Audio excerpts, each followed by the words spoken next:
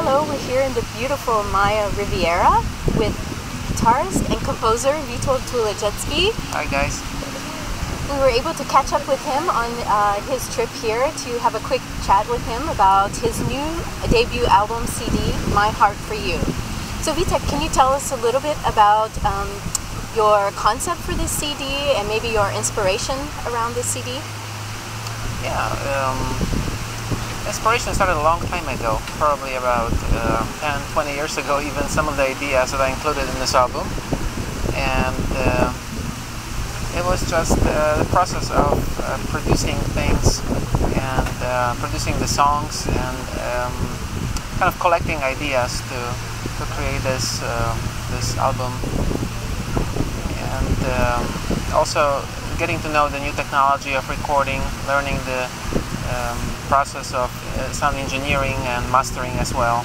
I read in one of your press releases that you spent a lot of time, we know that you're a perfectionist as a guitarist and a musician and composer as well. I understand that you spend a lot of time learning studio production techniques and mastering techniques. So tell us about your adventure in learning about that. That's right. I actually started a long time ago, even when I was living in Poland. And just from very basic recording technologies and like also just experimenting with sounds, recording friends and the band and myself using analog tapes. And recently, of course, living in the US for over the last 20 years, I studied a lot of newest technologies, and it doesn't mean that I'm really becoming or want to become only a pure sound engineer or a mastering engineer, but just want to enhance the existing music, acoustic guitar, and just add some dimension to that, and also add the newest technology just to show the true representation of my ideas.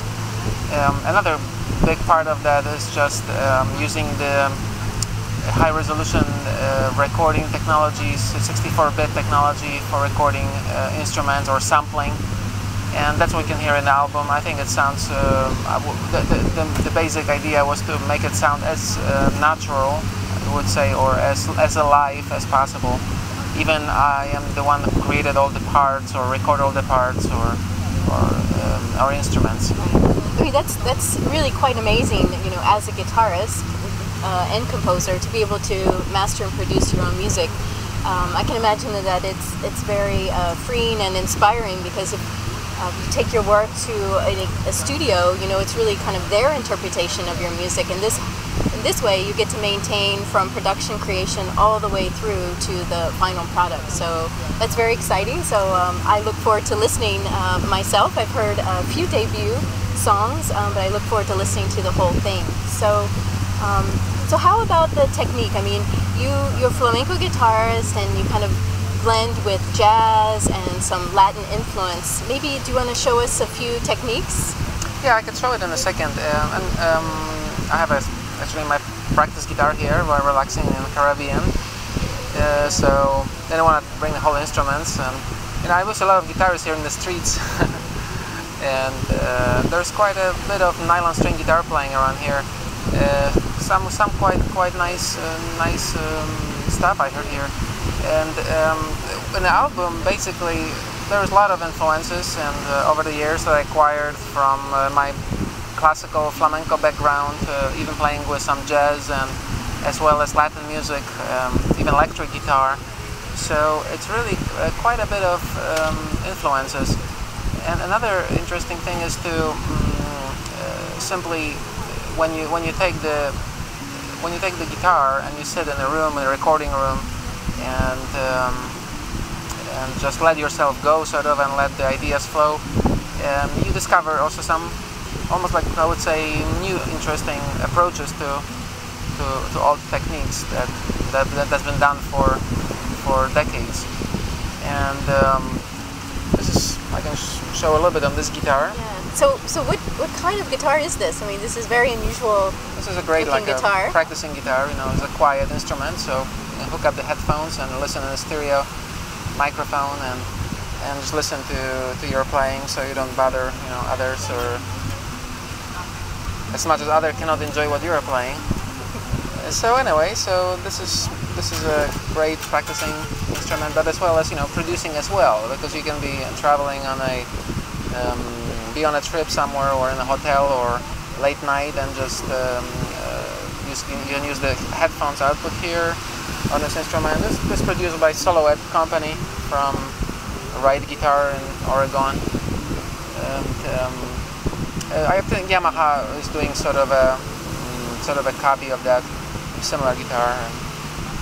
So anyway, and as you know, the right-hand techniques, in nylon string playing and flamenco guitar are based on the finger style, and also using the fingernails. So for the entire album, as a matter of fact, I never use a pick, or that's kind of like try to stay away from that. Even I know that a lot of famous guitarists use it these days, like Jesse Cook or others, and I use it sometimes for experimentation, and I might use it in the future albums, as a matter of fact. But right now I just want to stay purely with the finger guitar techniques. So I use the rasgueados, the techniques. They use the classic sort of flamenco techniques, and the mutings for accompanying guitar. As much as I use the rasgueados that involve the fingers as well, and the rasgueados that just concentrate on little areas of strings, and circular rasgueados with 2 or 3 fingers that allows you to play the very fast sort of sweeping passages, well, sort of like with the octaves or in certain intervals. And also I use the regular picado techniques, or apoyando, or because as a restro techniques from classical or flamenco guitar. And just you can use it in many variety of ways. You can use 2 fingers, you can use for playing passages, or you can use 3 fingers, which I use a lot as well. And also tremolo, which is another comes from the always beautiful tremolo. Tremolos come from places like Ricardo's Alhambra, and it's just wonderful technique to use and I use it in a variety of ways. I use it a lot of them on octaves, and that creates a very sort of a traditional effect. But the way I use also the tremolo, it's kind of innovative in a way. So I use it in a continuous way. So I don't break the tremolo on the thumb and the fingers. I just use it as a continuous movement. So the notes never break up. So sort of like holding a pick, the pick, and just picking the note, but at the same time you get a thumb at the same time. So you get a multiple polyphonic effect, but at the same time you get a very ornamental sort of tap. So that creates a very interesting techniques. There was arpeggios, which is basic techniques of arpeggios, which I use for some of the background playing, and also the thumb techniques, which I use for I think like flamenco uses a lot of thumb.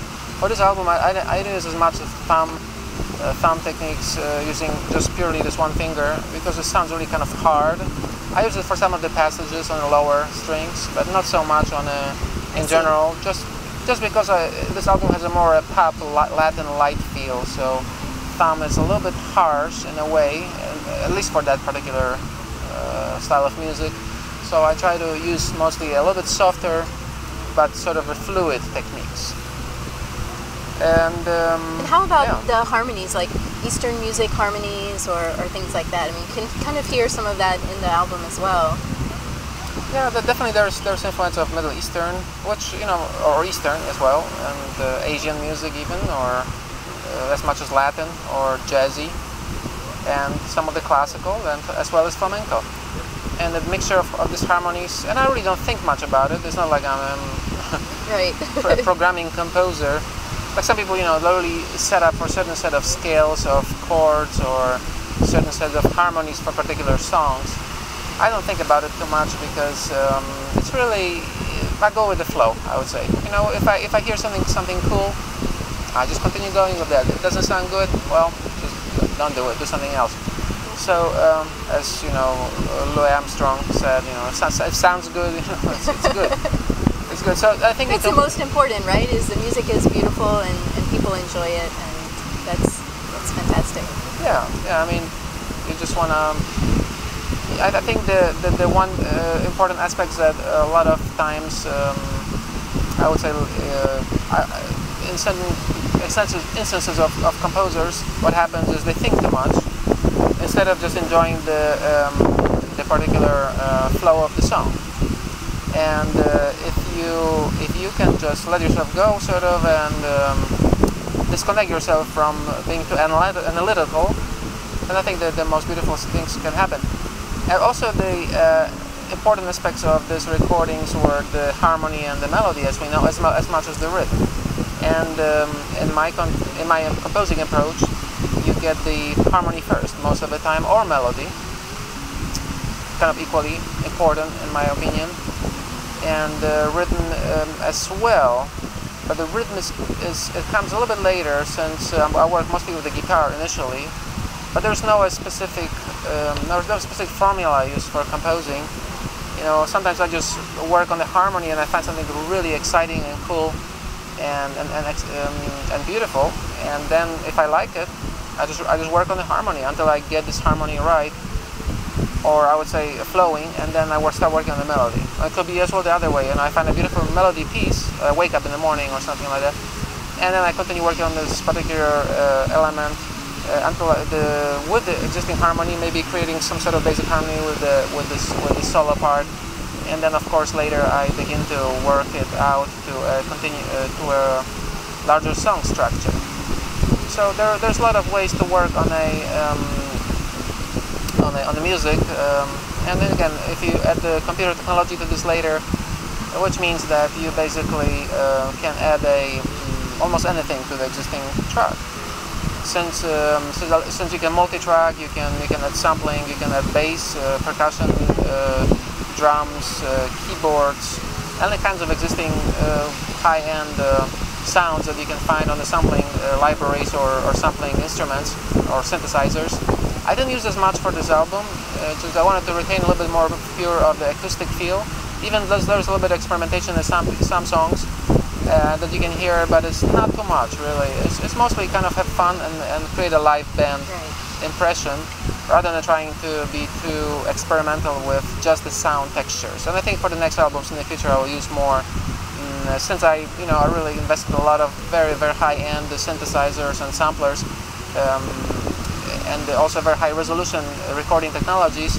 I want to use it in the future a little bit more and kind of get a more experimental sounds, still combined with the live guitar, and maybe more of the electric guitar as well, and the synthesizing guitar synthesizers as well. There's one song on the album that stands out to me as a kind of an evolution from maybe the other songs in the album, and exactly what you were talking about, more synthesizer, more of a sort of loungy feel. You want to talk about that, and is that a direction you think you might be going in the future? Absolutely, yeah. I think that's something that I think is song number 5, and which is the, as I remember, Morning Tide or something like that. And in that song, what happens is, I use this a little bit of trumpet. Yeah, that's a nice surprise at the end of the song. A little bit of piano, and still I was trying not to go too far with this, just not to get away from the main idea of the album.